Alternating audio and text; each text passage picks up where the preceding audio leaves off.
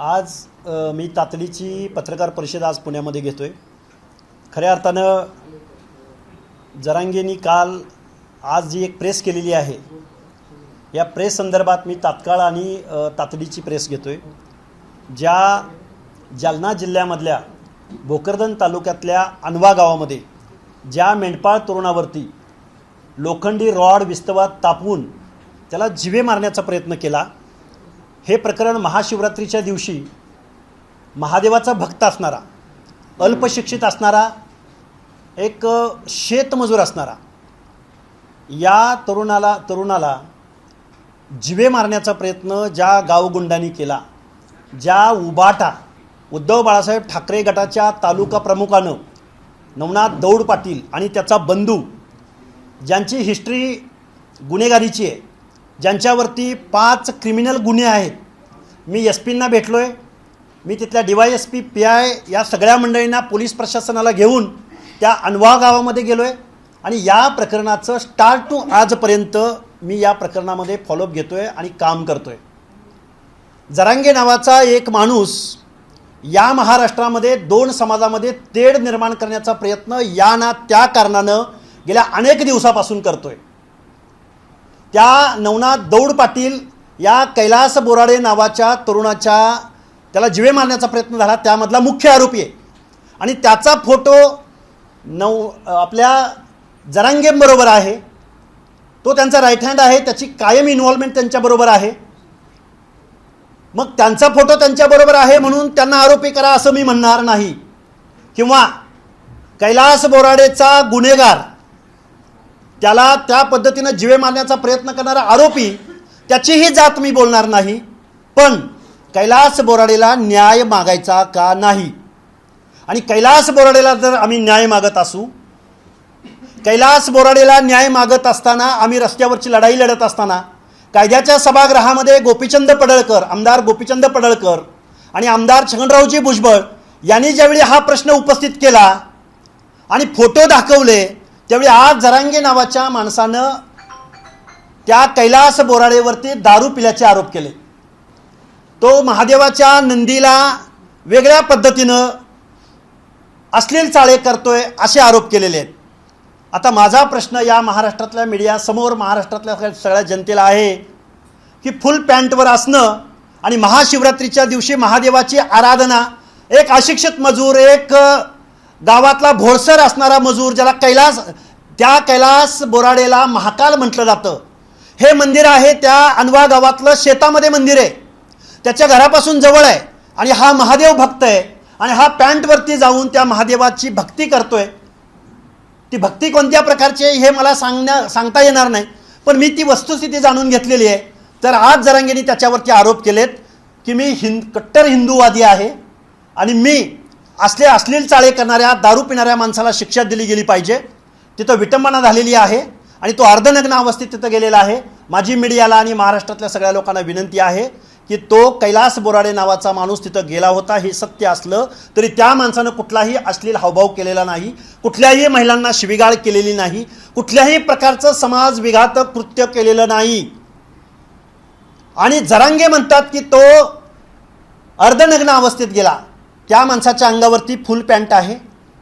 आता मग जर हा अर्धनग्न अवस्थेत असं जरांगेंना वाटत असेल तर मग खूप विनयानं मी या महाराष्ट्रातल्या व्यवस्थेला विचारतोय की मंदिरामध्ये आपले पुजारी, आपले भक्त त्याची आराधना करताना फुल कपड्यामध्ये असतात का? मी कुठल्या संस्कृती धर्माविरुद्ध, मी धर्म मानणारा माणूस आहे। मग जरांगे जर म्हणत असतील पॅन्टवर तो गेला, अश्लील हावभाव केले, तर मग कुंभमेळ्यामधले आपले सर्व साधू मंडळी, आपल्या धर्माचे भक्त मंडळी कुंभमेळ्यामध्ये जातात, ते जरांगेला दिसले का? आणि मग त्याच्यावरती आरोप करायचे का? मला वाटतं जरांगेच्या मानसिकतेवरती परिणाम झालेला आहे। जरांगे हा मनोरुग्ण आहे। मीडियाला माझी हात जोडून विनंती आहे, तुम्ही एक 8 दिवस त्याला विश्रांती द्यावी मनोज जरांगेंना। त्यांना मानसिक उपचार घेण्याची इस्पितळात आवश्यकता आहे। तुम्ही त्यांना त्रास देऊ नका। सकाळी, दुपारी, संध्याकाळी तुम्ही काय मीडिया ट्रायल लावलंय? अरे, जो माणूस संविधानिक बोलत नाही, जो माणूस इतर माणसाचा आदर करत नाही, जो माणूस ओबीसीच्या प्रत्येक नेत्याच्या विरोधामध्ये काही ना काही कारणानं त्याला आरोपीच्या पिंजऱ्यामध्ये उभा करतो, कधी त्याच्या अजेंड्यावर छगनरावजी भुजबळ असतात, कधी त्याच्या अजेंड्यावर गोपीचंद पडळकर असतात, कधी त्याच्या अजेंड्यावर पंकजाताई मुंडे असतात, कधी त्याच्या अजेंड्यावर धनंजय मुंडे असतात आणि कधी त्याच्या अजेंड्यावर ओबीसी आरक्षणाची बाजू मांडणारा, आता मी माझं वैयक्तिक वगैरे बोलतोय असं तुम्हाला वाटेल, लक्ष्मण हाकेवरती 5 वेळा फिजिकली अटॅक करणारा हाच मनोज जरांगे आणि त्याचे चेले चपाटे कार्यकर्ते आणि त्याला सोशल मीडियामध्ये सपोर्ट करणारी रोहित पवार नावाच्या आमदाराची IT सेल, ज्यांचे फेक अकाउंट आहेत, या महाराष्ट्रामधलं जे सामाजिक स्वास्थ्य बिघडवण्याचं काम करतायत, आरोप प्रत्यारोप करतायत, याच्यावरती कारवाई झाली पाहिजे आणि मनोज जरांगेला सपोर्ट करणारी माणसं आणि महाराष्ट्रातलं सामाजिक स्वास्थ्य बिघडवणारी माणसं याचं इन्व्हेस्टिगेशन महाराष्ट्राच्या मुख्यमंत्र्यांनी गृह विभागानं केलं पाहिजे. कैलास बोराडेने देवदेवतांची विटंबना केली असा मनोज जरांगे पाटलांनी आरोप केला. कशामुळे विटंबना झाली असा त्यांचा आरोप आहे. जे नंदीदेवासोबत असली काय केलं? अश्लील हावभाव ठरवणारे जरांगे कोण? काय अश्लील हावभाव केले? काय व्हिडिओ तुमच्या सगळ्या मीडियामध्ये उपलब्ध आहेत, वाटल्यास मी पण देतो. त्यानं काय अश्लील हावभाव केले ते जरांगेने दाखवावेत. त्याला तुम्ही अश्लील हावभाव म्हणणार का? मग कुंभमेळ्यातल्या सगळ्या लोकांना अश्लील हावभाव म्हणणार का तुम्ही? मग जरांगे हिंदू धर्माच्या विरोधात बोलतायत का?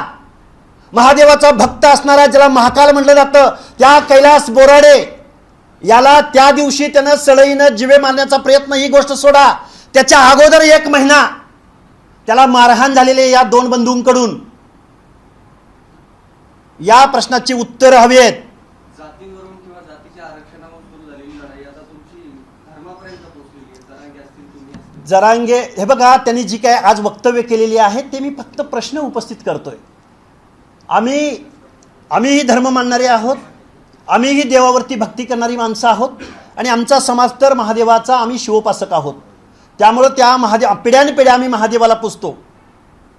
कैलास बोराडे पॅन्टवरती तिथं गेला म्हणून जर कुणाला अश्लील वाटत असेल तर मग किती प्रश्न उपस्थित करायचे आम्ही?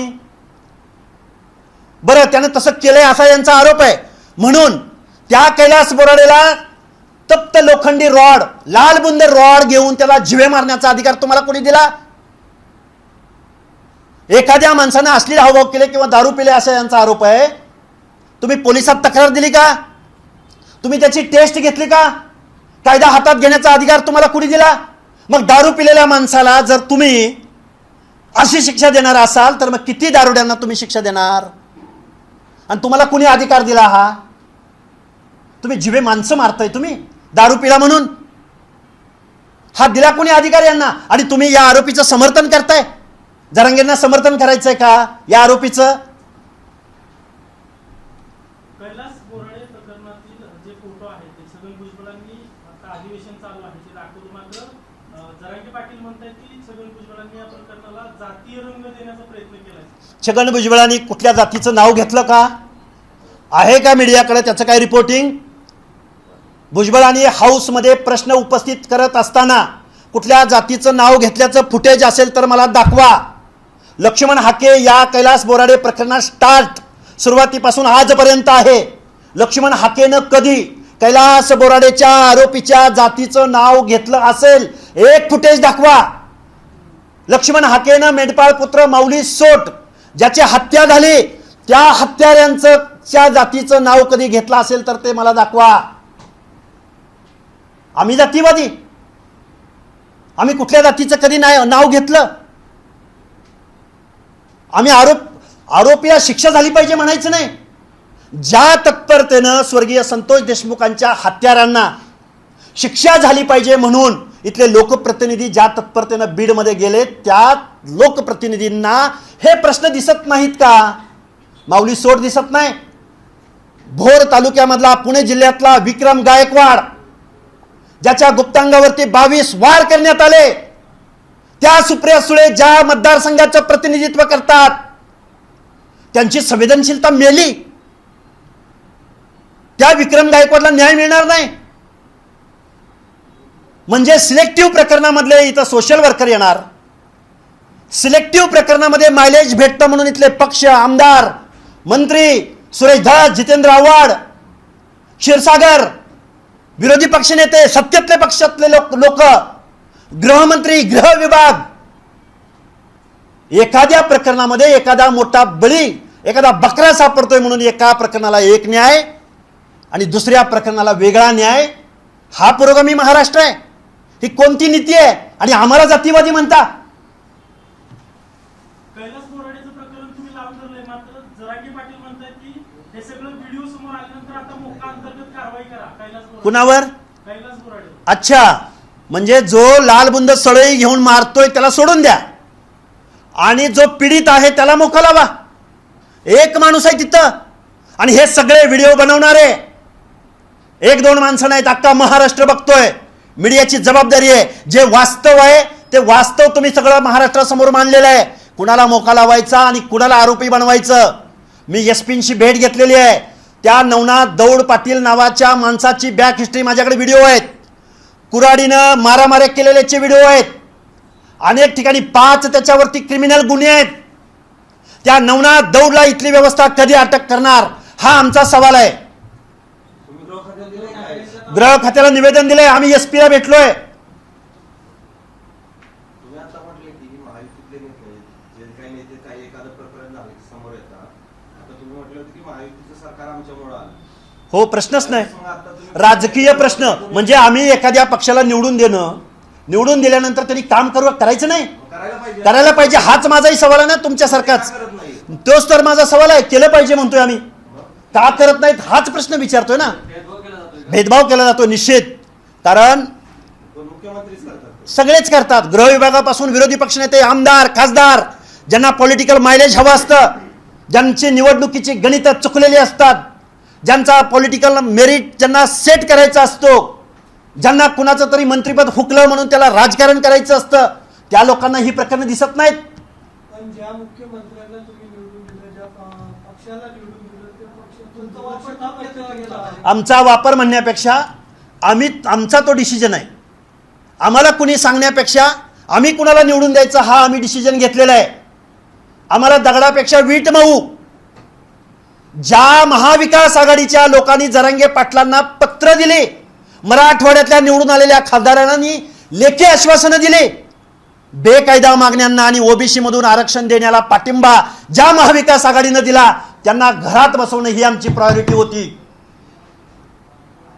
या प्रकरणी काय आव्हान आहे? या प्रकरणी मुख्यमंत्र्यांना आमचं आव्हान आहे, कैलास बोराडेच्या हत्यारांना मकोकासारखा. ते दाखले कुणाच्या काळात द्यायला सुरुवात झाली? कुठले दाखले? हे जे दाखले आहेत कुणबी दाखले, ते कुणाच्या काळात द्यायला सुरुवात झाली? आत्ताचा कुणब्याचा विषय, आत्ताचे क्रिमिनल या विषयावर मी बोलतोयच. पण हे दाखले गेल्या 5 वर्षापासून सुरुवात झालेली आहे. आता आदेश कोणाचा होता? एकनाथ शिंदेचा होता का कोणाचा होता? एकनाथ शिंदेचा आहे. त्यांनी तर समिती नेमली. आम्ही कुठं नाही म्हणतोय. आम्ही कुठेही एकनाथ शिंदेचा प्रश्न हे केलेला नाही, बचाव केलेला नाही. उलट आम्ही एकनाथ शिंदेंना मी प्रचंड वेळा अलिगेशन केलेलं आहे की तुम्ही एखाद्या भटक्या विमुक्त जाती जमातीच्या माणसाला ज्यावेळी जातीचा दाखला काढायला 6 महिन्याची प्रोसेस राबवता, त्याला हेलपाटे घालायला लावता आणि तुम्ही शासनाच्या प्रोटेक्शनमध्ये कुणब्याचे दाखले वाटता, हा अधिकार महाराष्ट्राच्या मुख्यमंत्र्यांना कुणी दिला? इथं कास्ट सर्टिफिकेट इश्यू करणारी स्वायत्त संस्था आहे. इथं कास्ट व्हेरीफाय करणारी न्यायिक जबाबदारी असणाऱ्या इथं स्वायत्त संस्था आहेत. त्यांचे अधिकार महाराष्ट्राच्या मुख्यमंत्र्याला आणि प्रशासनाला कुणी दिले? आत्ताच माझ्या पत्रकार बांधवांनी जो प्रश्न उपस्थित केलाय त्या प्रश्नावरती मी वेळोवेळी माझ्या बाईट दिलेले आहेत, वेळोवेळी प्रश्न उपस्थित केलेला आहे. मुख्यमंत्री मग का दुर्लक्ष करतात? तुम्ही मुख्यमंत्र्यांनाच आमची विनंती आहे की तुमचे नेते बनवणारे तर त्यांच्यासोबत फिरतात ना तिथे. आम्ही त्यांचं नाव घेतलंय ना. आम्ही मुख्यमंत्र्यांना सपोर्ट केला याचा अर्थ आम्ही मुख्यमंत्र्यांना एक्सक्यूज करतोय असं अजिबात असायचं कारण नाही. उलट तुम्ही जो प्रश्न उपस्थित केलाय त्याच्याशी मी सहमत आहे की महाराष्ट्राच्या मुख्यमंत्र्यांनी 12-13 करोड जनतेच्या, मग SC असेल, ST असेल, OBC असेल, VJNT असेल, प्रत्येकाच्या हक्क आणि अधिकाराचं उत्तरदायित्व महाराष्ट्राच्या मुख्यमंत्र्यावर आहे. एका प्रकरणाला वेगळा न्याय आणि इतर प्रकरणांना वेगळा न्याय असं जर चालणार असेल तर आम्ही निश्चित रस्त्यावर या मुख्यमंत्र्यांच्या विरोधात सुद्धा उतरू. एबीपी माझा, उघडा डोळे बघा नीट.